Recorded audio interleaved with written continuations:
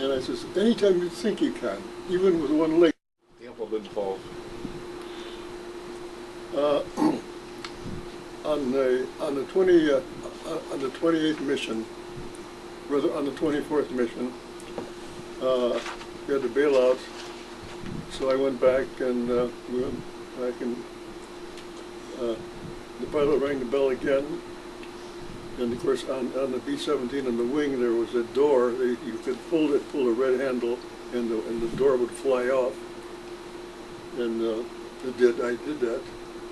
And I had never jumped before, but we had some instructions. And I looked down and we were only maybe 2,000 feet above the trees. So I thought, what the hell am I going to do now? So I just stepped back and I motioned the rest of the crew, come on, let's go, fellas. And they looked at me and they said, you go to hell. I mean, you jump first. So we had these small chest packs, the small parachutes. We just clamp them on. And I went over to the door and they said, you fool. Well, how did you get into this? So I looked down there again and I figured, oh, here we go. So you're supposed to count to 10. Well, I never got to 10. I looked down there once and I jumped and I got to the count of 3 and I pulled a ripcord and all at once I felt a small jerk and I looked up with one eye and the little chute went up. I closed my eyes again and boom, my chute opened. I laughed all the way down. But I did hold and save my ripcord, and I have the ripcord today. Then on my 28th mission over Germany, of course I was right in front there, I got hit by a burst of flak. And I looked down, of course, I had my future all settled. I was going to play baseball with the Cleveland Indians. I had a contract with the someplace up in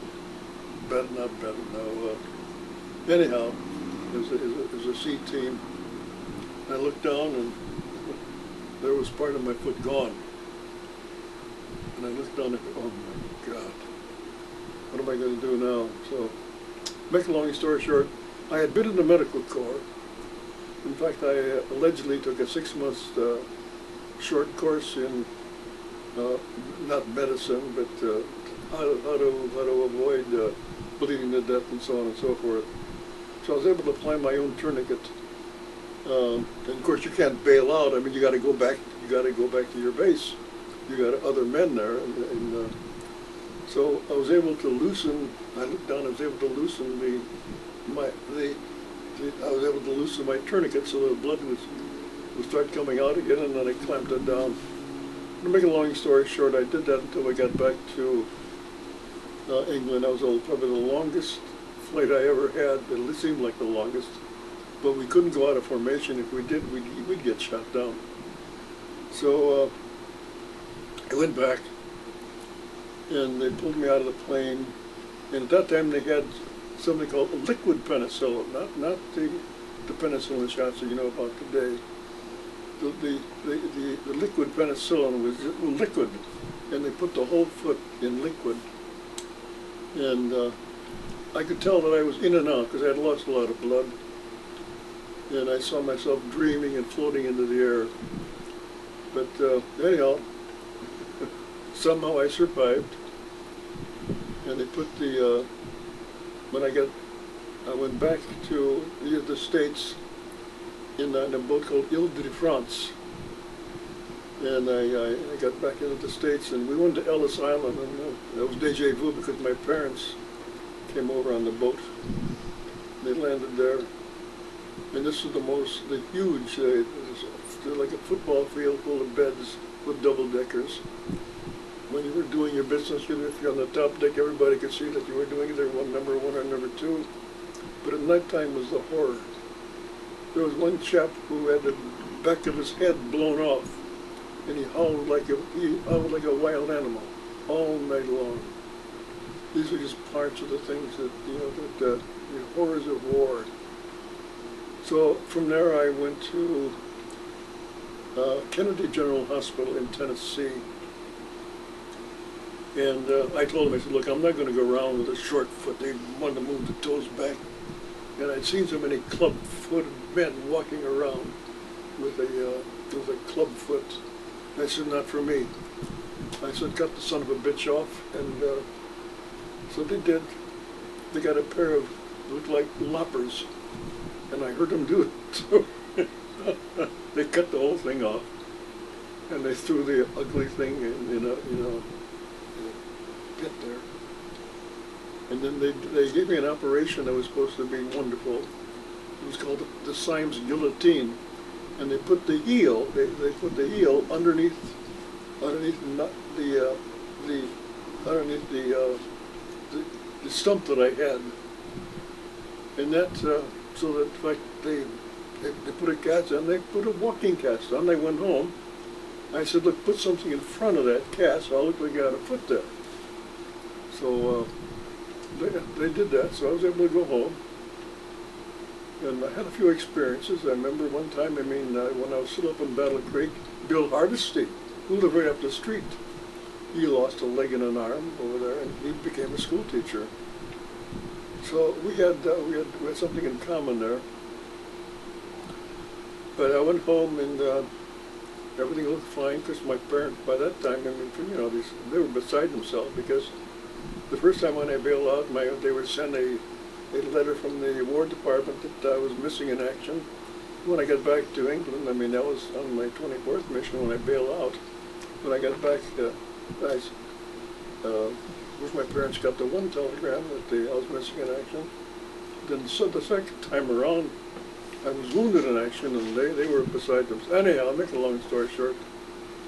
Everything worked out, I guess.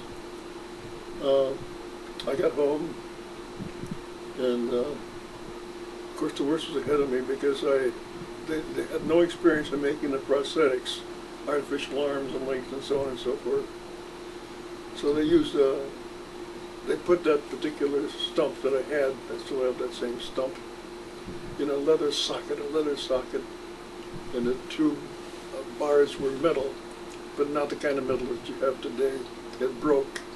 I spent more time at a welder friend of mine getting it welded. And once again, to make a long story short, finally, but in the meantime, I told myself I will not limp. No one will ever see me limp. And this happened. I had 2 jobs before anybody knew that I had an artificial foot. It only happened one day when I got the hot foot. And of course, the hot foot is when somebody puts a match in your heel or in your sole, and they light the match. Well, they did that to me, and I didn't flinch, and they didn't know what was happening. And that was the first time they realized that this guy has no feeling in that foot. But I was able to mow my grass. I built a garage. I did more work around the house. I did a lot of plumbing. I learned how to do electrical work and so on and so forth. So I actually rehabilitated myself. And I started raising a family. And I have a beautiful family. Beautiful family. What's left of them. My daughter Kim passed away.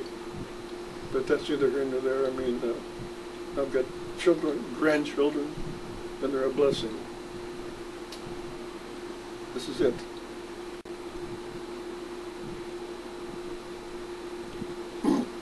I neglected to respond to something that happened on my 24th mission when I bailed out over Germany.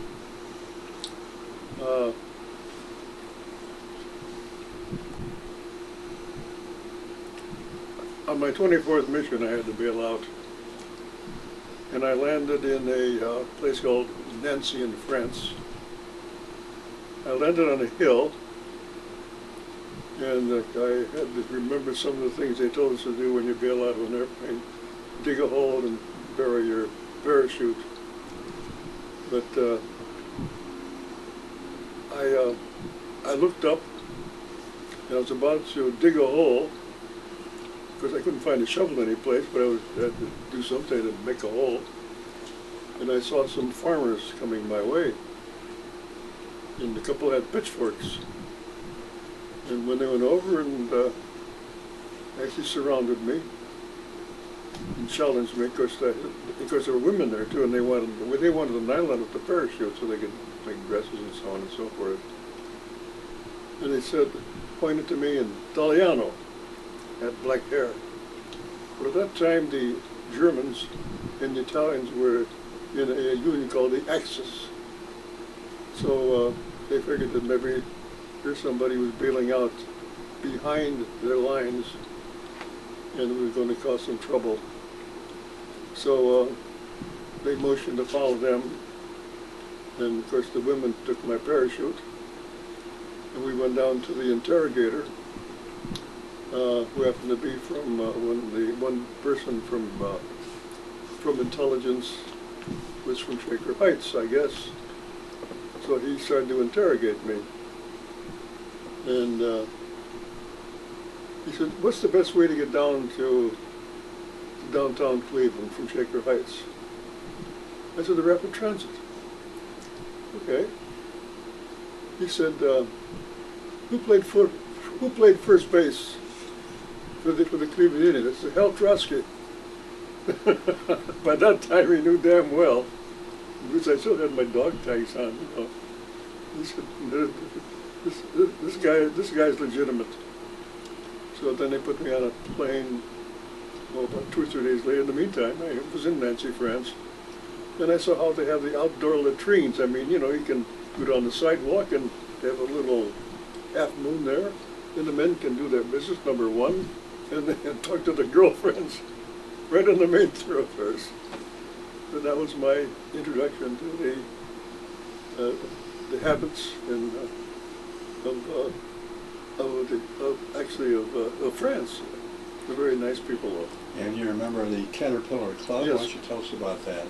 And of course, in bailing out, and when you save your ripcord, you become a member of the Caterpillar Club. And of course, this little thing that's on my hat now, I mean, indicates that I'm a member of the Caterpillar Club, a person who bails out of a disabled aircraft.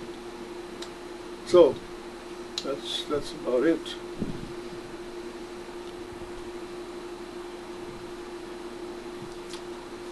I was born in Bedford, and 6 months later, we moved to Northfield.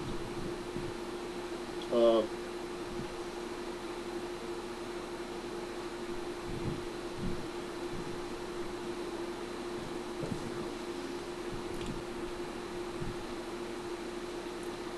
was born in Bedford, and we moved to Northfield about 6 months later. That was 1923? 1923. I went to school in the Dorney Hills area. My dad was born in Aquila, Italy, and he actually became mayor of the province. He called it the Provincia Aquila, and he was the mayor there. And my mother was born in Sicily, and what was her name? Her name was Rose. Her maiden name was? Rose was, her maiden name was Mosca, I think. Mosca, could be. And Dad's first name? And my dad's name was Hercule. And of course his name was Earl. I mean, Earl, we called him Earl for short. Well, in fact, he became a citizen. I mean, he had to go to school. And he had he could read, he read English fluently. Of course, he was a college graduate over in Italy. And he loved to read, and he read every bit of the paper. And he is very unusual. Did he publish a paper in Pittsburgh? Yeah, and of course, when he came here, apparently, I mean, in the second trip across, he helped publish a paper in New York City called Il Martello, which means the hammer. And Is Italian language in this paper? Yeah, Italian language in this paper. And he apparently he had an in with the mafia. He didn't like the mafia didn't like him. Like he showed me a scar where they finally caught him. but he had something called a seven-shot pistol. I've never heard of a seven-shot pistol, but he had a seven-shot pistol. And apparently he was cornered one time, and he was fighting with a couple of other mafia people who may want to do him in. And there was an exchange of fire, and they were going, oh, you're out of bullets now. And the one guy who was left came up to him and said, I shot him right between the eyes. Now this is his story. I believe with it because, I mean, this was a cruel out. I mean, this was an era, I mean, where anything went, you know. It seemed like all of the minorities were being published, the Italians, the Irish, especially. Exploited too. And exploited, no matter, you know, when they came here. But we went on, and it was during the Depression, I remember mostly, because there was no relief or welfare like you know today. I mean, you actually made a living on that plot of ground. My dad raised all of the tomatoes and most everything there was. When the farmer did his potatoes, they dug up the potatoes with a device, a V device, and left the small ones. We would pick up the small potatoes. And my mother used to make everything. We picked all the nuts that were walnuts, hickory nuts, apples that fell from somebody else's trees. And my dad had his own thing in the basement. We used to take carrots and put them in dirt, so that we had fresh carrots, and you know, and so on and so forth. It wasn't a nice way. Going to school, it was always embarrassing because the kids in the other part of the town who lived on farms had, you know, good meals and so on and so forth. And my mother was able to make us potato sandwiches. We ate potatoes. So we would live like this. They make the wine too. But my dad had all this wine. He made wine. He had gallons of big barrels of wine in the basement.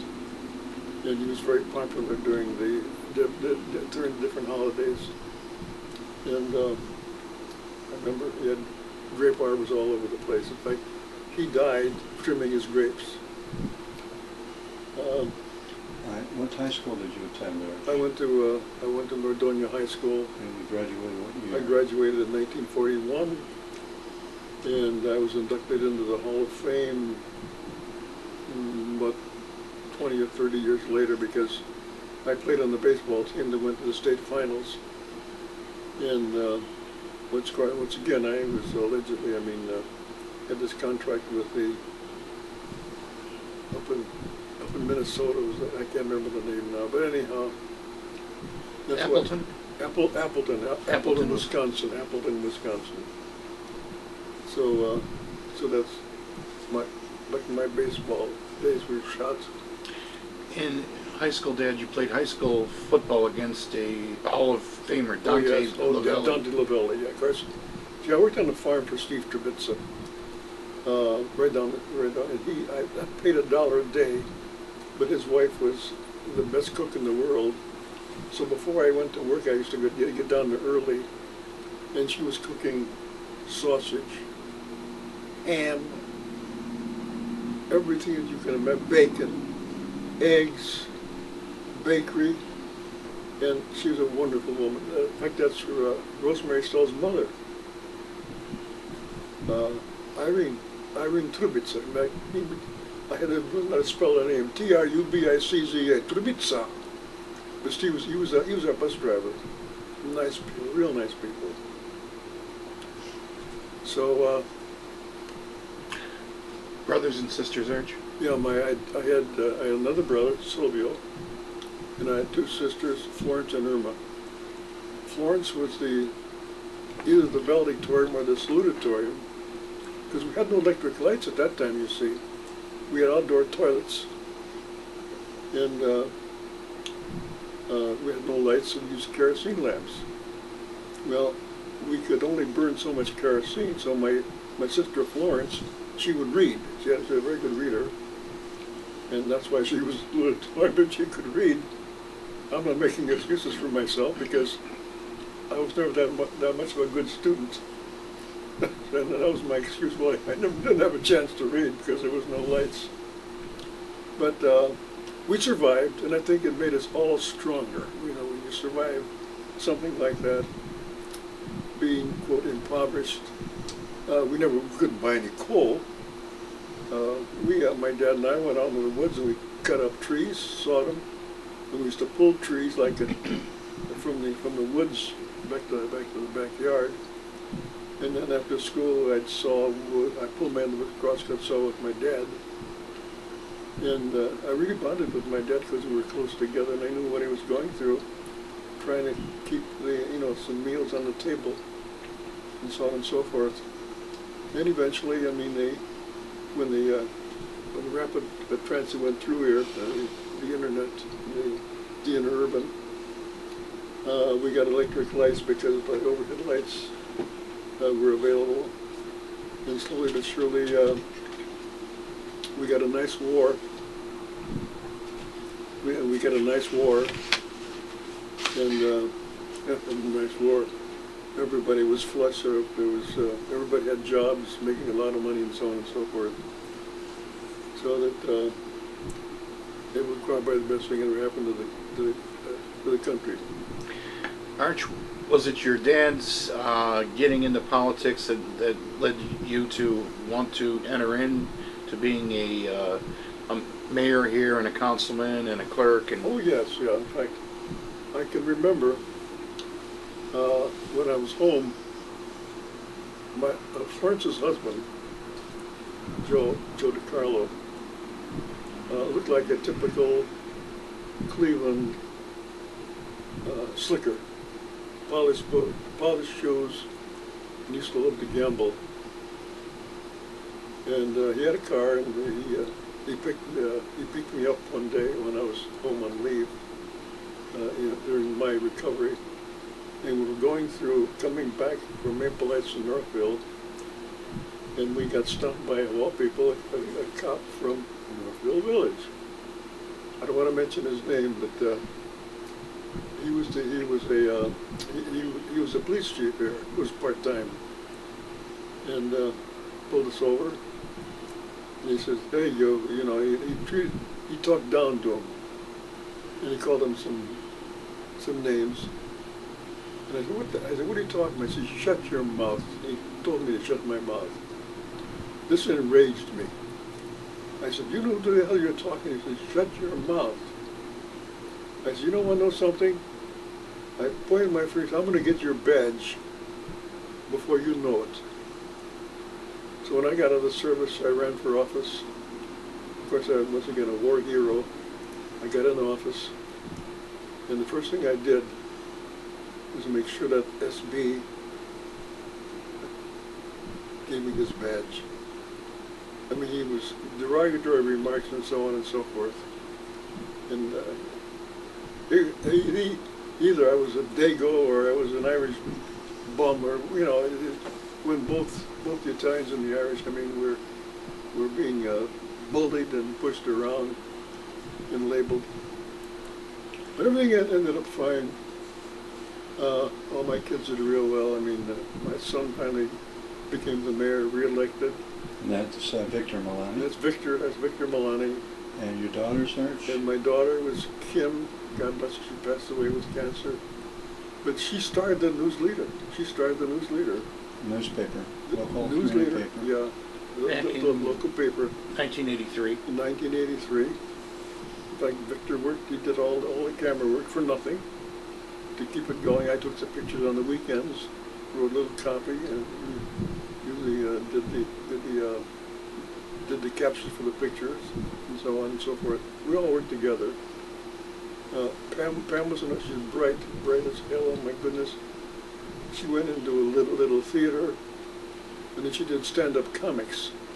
My daughter Pam, who financially is probably the most successful person in the family,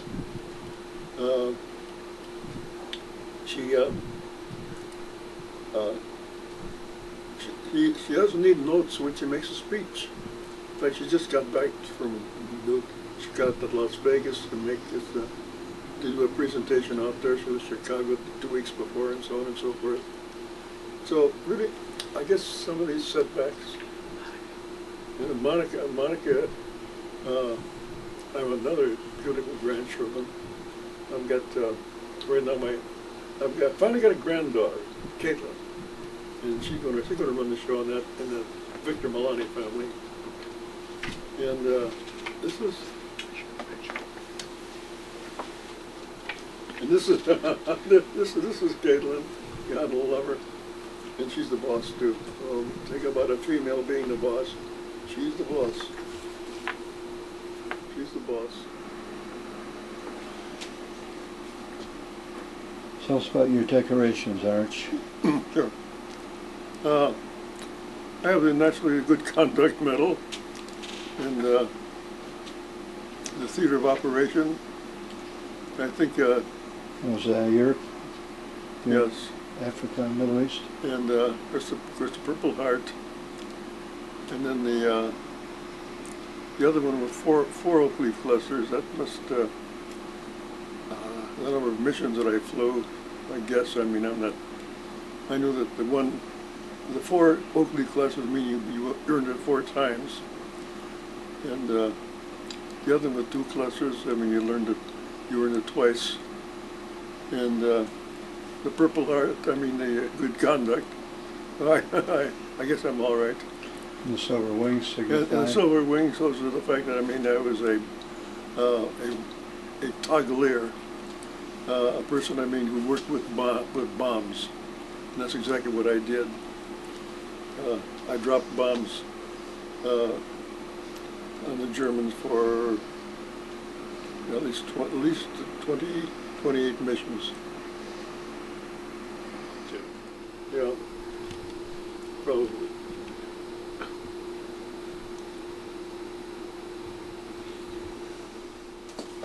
My wife Alice, the better half, been married for 52 years. Of course, we have all these wonderful children. I think we mentioned them before. And now we've got beautiful grandchildren that we can spoil. We have time to spoil them.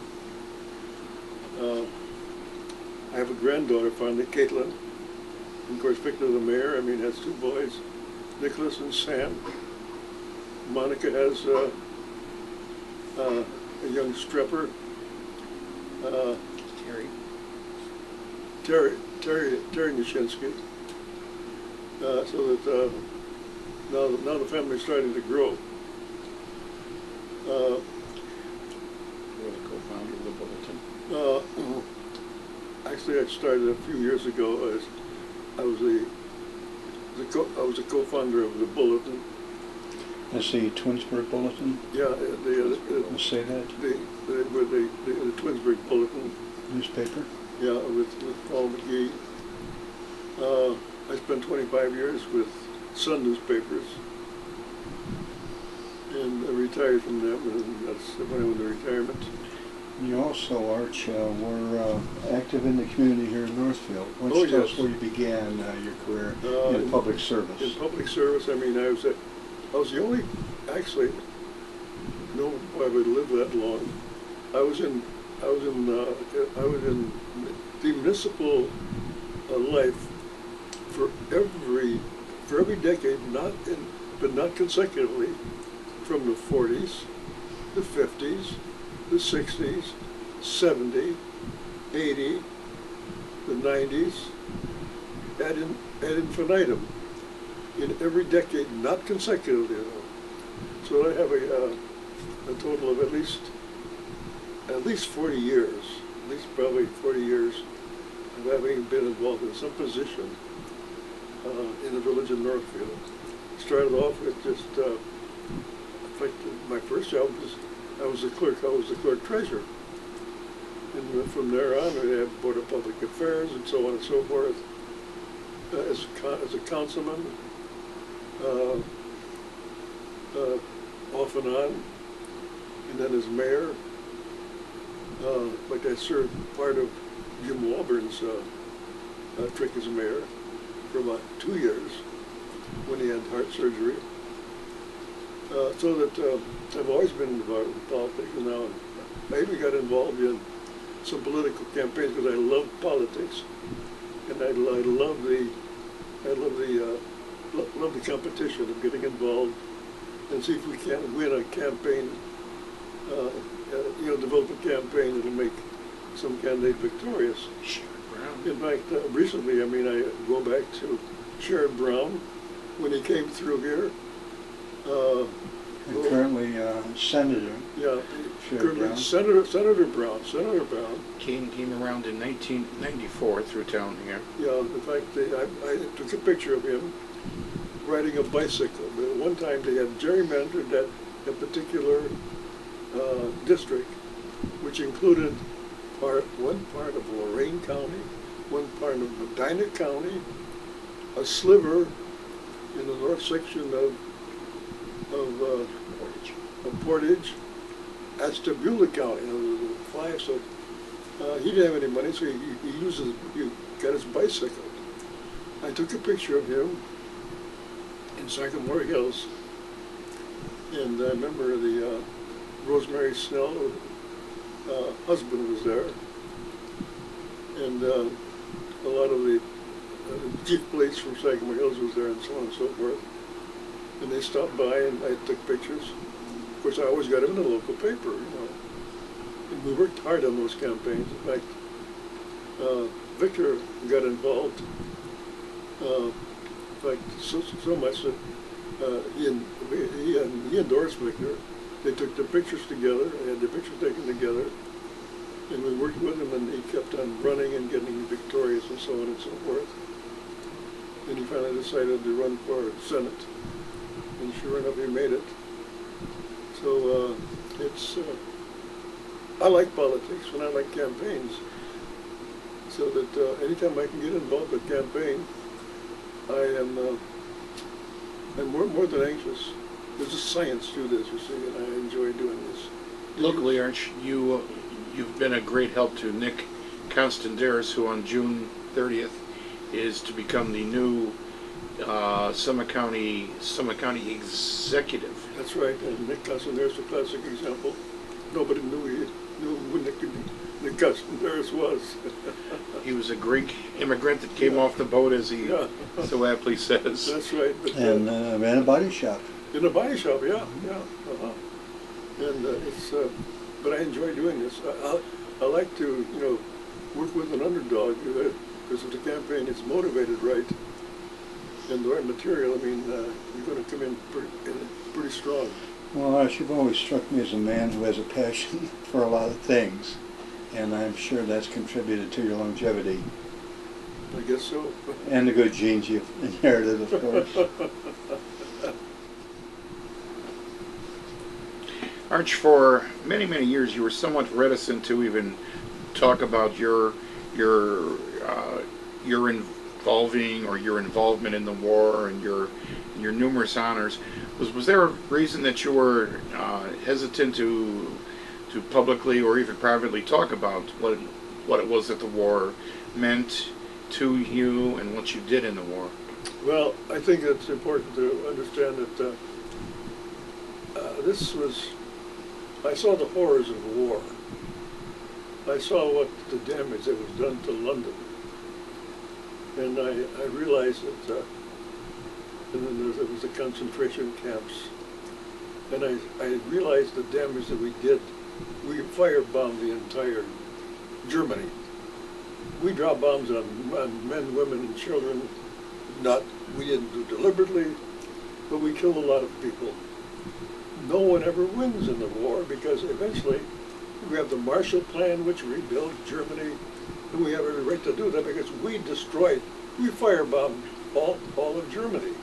The churches. I bombed Cologne, Koblenz.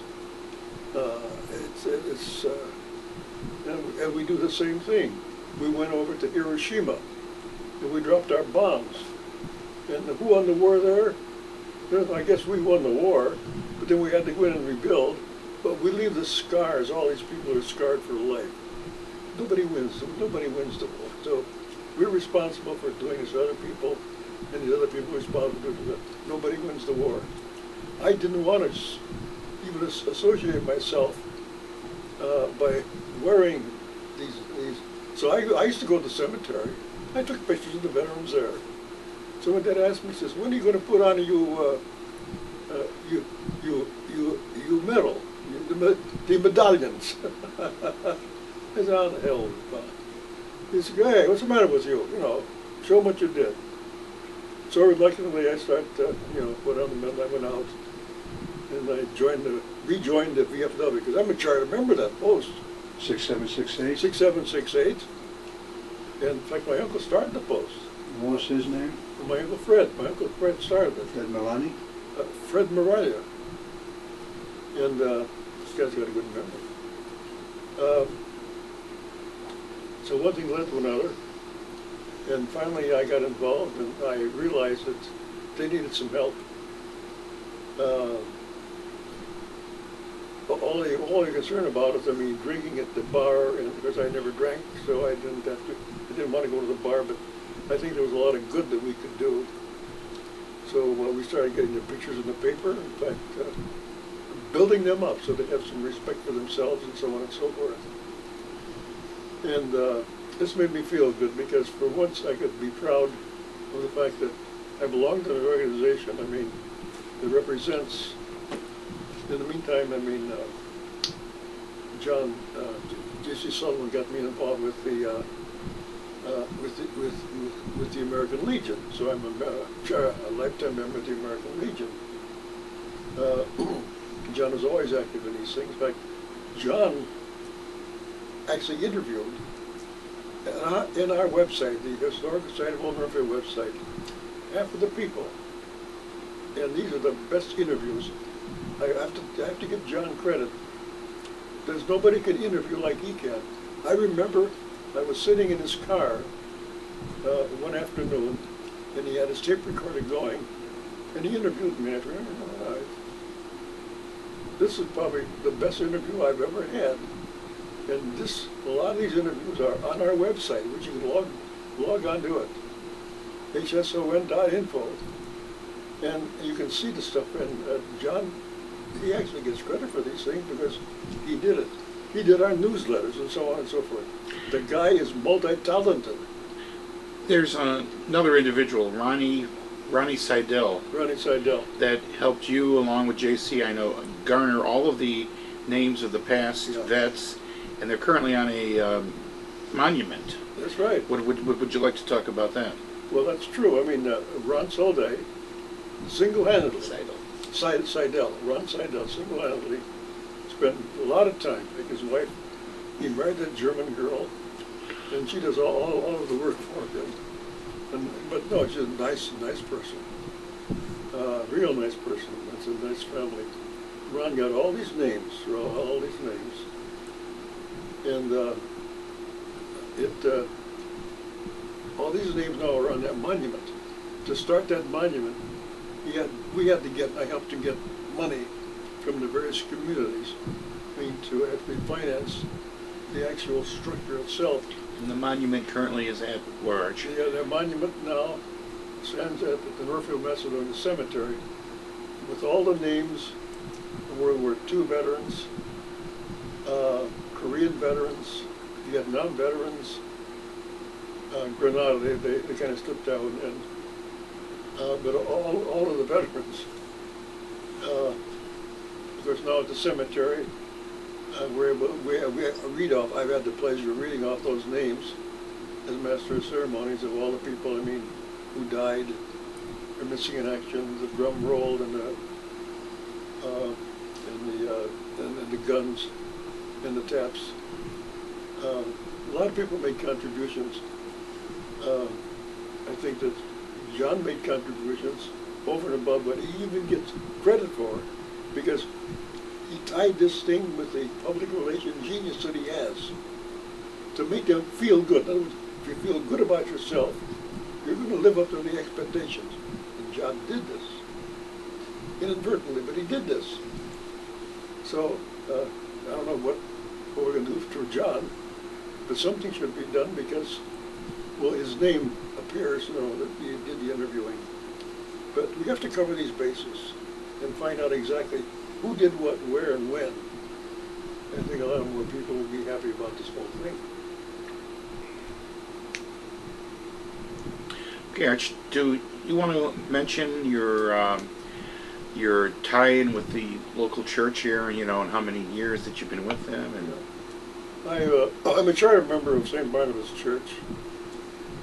In fact, a lot of material, the pictures that I took, I gave to Father Charlie quite some time ago. that would be Father Charles Dietrich. Yeah, Charles Dietrich. And apparently there's something in the Milani who they have their own website, and they're going to finally incorporate this in their website. I mean, so that they can give tribute to Father DeCrane, because Father DeCrane was the founding pastor, and he, I understand that some newspapers are going to do a. They asked me if I would nominate a half a dozen people who were the VIPs during this past generation. And I nominated, one of my nominees was Father DeCrane. That's Father Bernard DeCrane. Father Bernard DeCrane. Who was the pastor emeritus? Yeah, pastor emeritus of St. Barnabas Church. Arch, your titles with the VFW were? VFW, you know, just have to fill out some of the names. I was a surgeon at one time. Chaplain. And chaplain for a long time. That's when I had to. That's when I was able to make them all feel good, because I could recite different prayers, you know. That were all. And also, Arch, you're part of keeping the history and the legacy of the town here going, and that's being done through what title that you currently held in the past? I was a past president of the. In fact, so two long terms as past president of the Historic Society of Old Northfield, and that's a device. I mean, we have our own website. Palmer House? We had the Palmer House. That's our own museum. We just recently, after working in concert with the VFW, we raised $40-some thousand. I mean, we've done. I didn't do it, but I mean, all I did was help raise the money. But Bob Harry, I mean, did a lot of the work. He organized, got the best price, and so on and so forth. So the Historical Society of Old Northfield, the Palmer House is brand spanking new on the inside and the outside, a new furnace and so on. And that's done to keep the legacy and the history and the knowledge of the past. Absolutely. So as the youngsters of the future can give credit to who and why. What we were doing, we had the students from the grade schools come in, and we would, in fact, we would come in and we'd do a slideshow, and I used to narrate some of the slides. And you would give the children some guided tours of the Palmer House and tell them of your past exploits. We could take them down to the basement. I know Sullivan knows about the basement. It was a mess down there. The old-fashioned washing machines, some of the tools that the farmers use, so on and so forth. Upstairs, I mean, we have that old-fashioned kitchen sink that has a hot water device on the one side. Okay.